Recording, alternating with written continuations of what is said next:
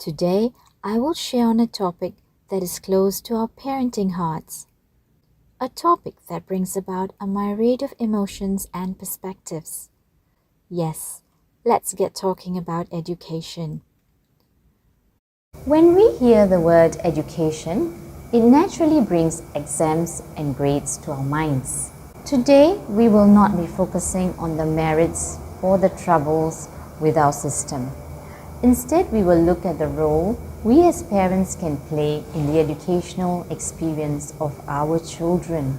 Please indulge me for a while to reflect on this scenario I am sharing. Imagine this: an adult developmental guideline. At age 35, you must be able to code a computer program, whether you are keen to or are able to. Your spouse thinks you may want to do better in the job and signs you up for courses after work. After all, the market is very competitive. We may find this far-fetched, but this is what our kids face. They are told that they must be able to read by a certain age. If not, something is wrong. And this age is getting lower and lower. Parents, well-meaning as we can be, sign them up for an array of classes which they may or may not be coping with. Many of us sincerely want our children to have a positive learning experience, but we do worry about performance indicators such as grades. In addition to school performance, we are told that grades alone are not enough. Our kids need to have more. And we as concerned, invested parents then try and send them to highly valued learning such as music, STEM, robotics, coding, and the list goes on. Where I am getting to with this is, as parents, we desire what is best for our children. Our intent is born out of love for the child. But have we made the child part of the very equation of which they are a key component? Can we then be more intentional about this? I am not encouraging a situation where we as parents allow a free rein for the child to make decisions that have significant impact on his future. But rather, do we let the child lead us in helping us shape his educational journey and experience? There aren't any formulas out there. In fact, social media and the industries benefiting are not making it easier for us parents. It can be really noisy, with various voices clamoring to influence us. But I do hope that the pointers I have brought up can serve as a springboard for reflection and discussion in your home. Now, I will share how I approach education for my children. I have 4 young ones, aged 9, 5, 3, and 9 months. I am currently homeschooling my preschooler.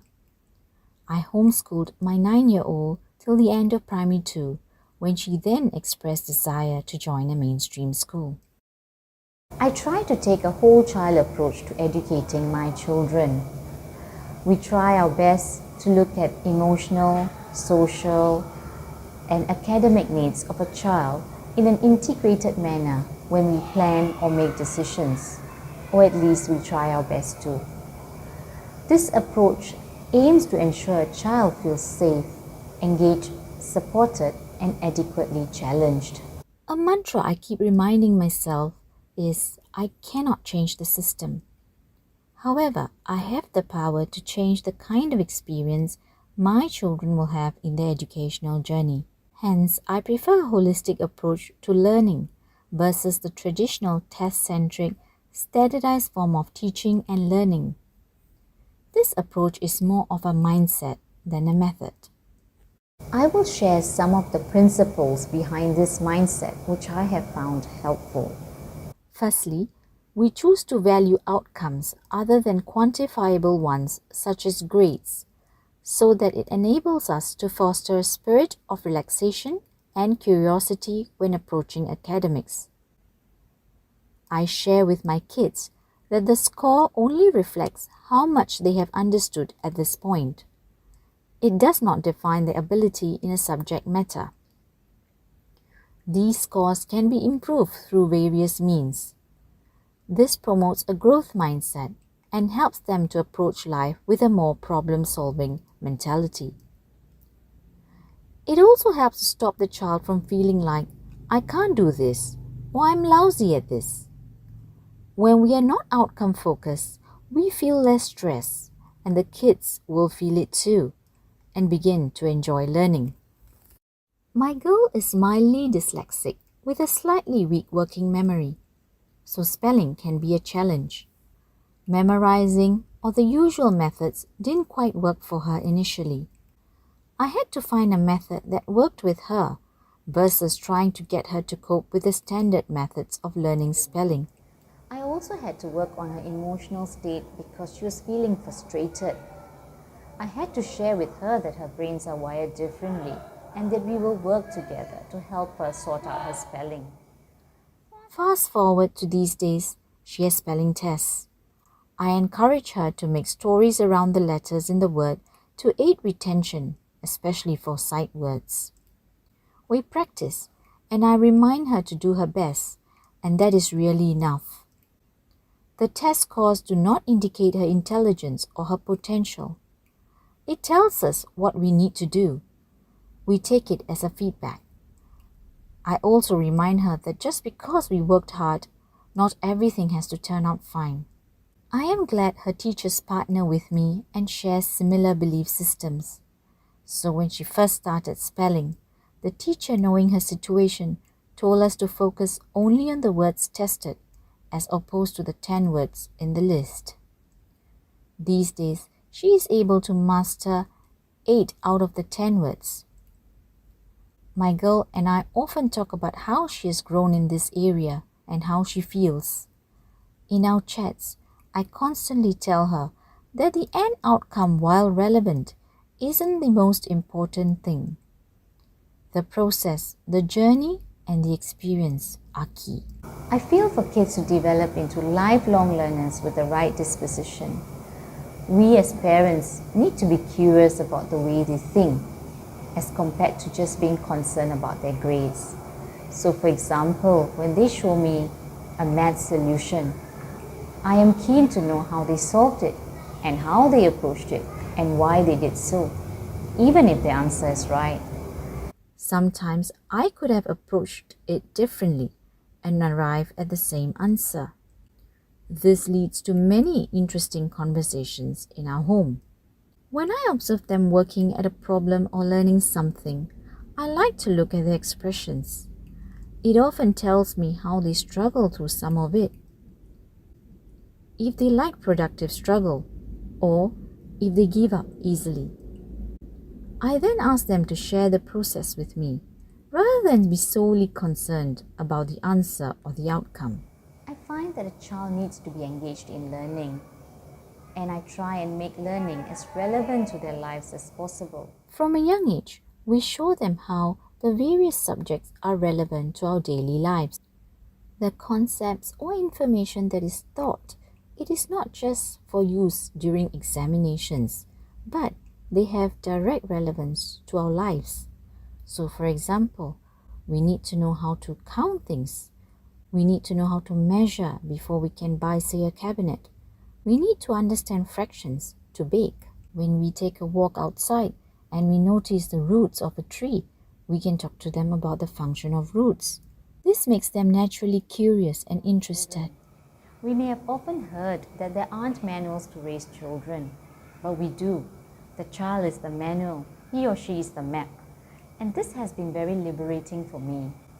I had the opportunity to read Montessori and attachment parenting, which we have always exhorted to follow the child's leads. Over the years, I have read some parenting books as well.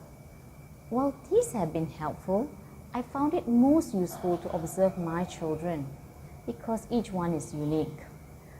The child is the map, so we look at the child. It's a moment-by-moment parenting, not a plan X for a child. To do this, we need to move away from labels and curriculums and towards the child. We navigate the educational landscape according to the child, to the map she gives us.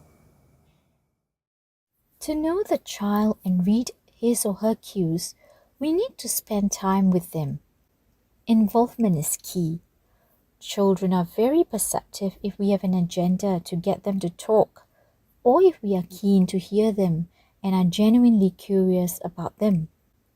Spending time doing things they are interested in, and we can bring that to education as well.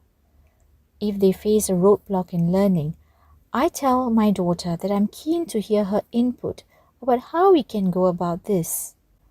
I like to give her a voice and at the same time to get her to think through solutions. Talking to the children, observing them, being curious about their thinking, ideas, and opinions helps us to get to know them better. During these conversations, I try my best to withhold judgments. These conversations give me opportunities to also share with her any concerns I may have for her. For example, I could share with her that at some point you need to learn your times table. Let's see how we can go about it and how it may matter to the things you care about. Spending time can be so challenging for many of us. We come with different circumstances, such as work from home, double-hatting at home as one spouse may have a demanding career, multiple kids, etc. For me, with the birth of my fourth one and meeting his needs has meant I get lesser time with the rest. This did make it difficult for me to know what they are going through. So, yes, I spoke to other moms to bounce ideas on how to be creative in carving out time with the other kids. For now, we read together, play some games, and have chats while I feed the baby. Knowing and meeting emotional needs leads to a feeling of safety and trust. So spending time building relationship is important to help our children face the challenges that may come with learning. This is so vital to the well-being of any child, which then helps them navigate the stresses of daily life and education. I have to do daily temperature checks and scan my home to get a pulse of how my children are feeling, what they are going through. Are they seeking attention? Their behaviors give us subtle cues. Children are generally willing to share if they feel respected and if they have the language to do so. My older girl is very articulate and self-aware about her emotions and is willing to share. My boy, who is 5, however, lacks the language and he does not seem to like to talk about his feelings as much. So now I try and give him a set of colors, with each color representing a feeling, and tell him to shade his heart.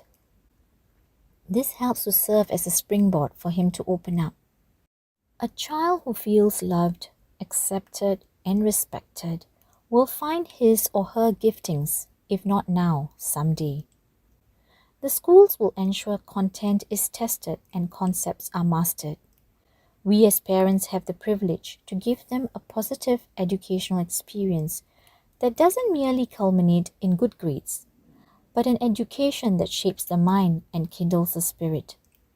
We give them the wings of perseverance, resilience, compassion, humility, and above all, faith in themselves. Once again, thank you for joining me. Most of us.